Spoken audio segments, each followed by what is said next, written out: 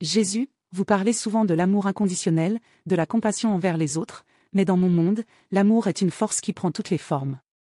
L'amour passionné, l'amour romantique, et même l'amour qui naît du désir. Ne pensez-vous pas que l'amour humain doit être vécu dans sa pleine complexité, même dans ses aspects les plus ardents et parfois douloureux? Sappho, l'amour est, en effet, une force puissante, mais l'amour véritable, celui qui transforme l'âme, est l'amour désintéressé. L'amour que je prône est celui qui dépasse l'égoïsme, celui qui aime non seulement ceux qui nous aiment, mais aussi ceux qui nous persécutent. Cet amour est une compassion pure et un sacrifice pour le bien de l'autre, sans chercher à en retirer quoi que ce soit pour soi-même.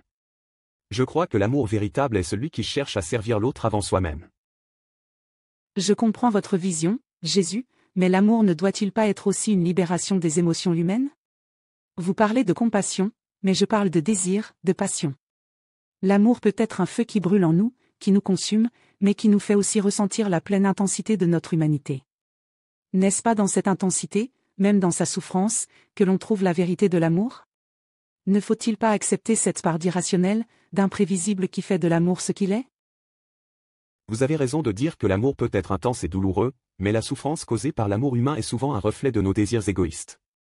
La vraie liberté se trouve dans l'amour qui dépasse ses désirs, un amour qui ne cherche pas à posséder, mais à donner.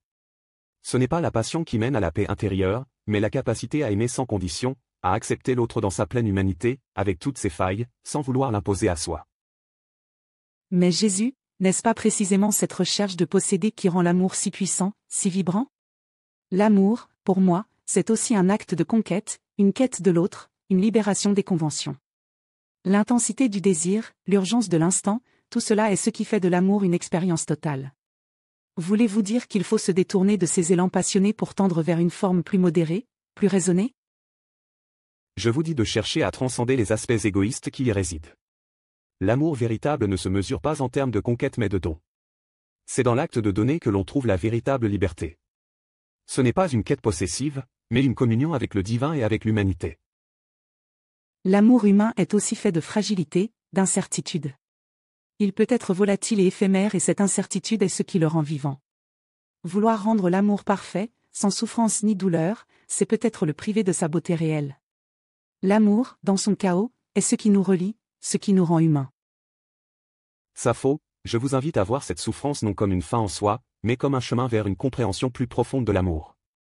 Le vrai amour, celui que je vous enseigne, guérit les blessures, transcende les souffrances, et unit les êtres humains dans un esprit de solidarité. Il ne cherche pas à détruire la passion, mais à la purifier, à la diriger vers quelque chose de plus grand que soi.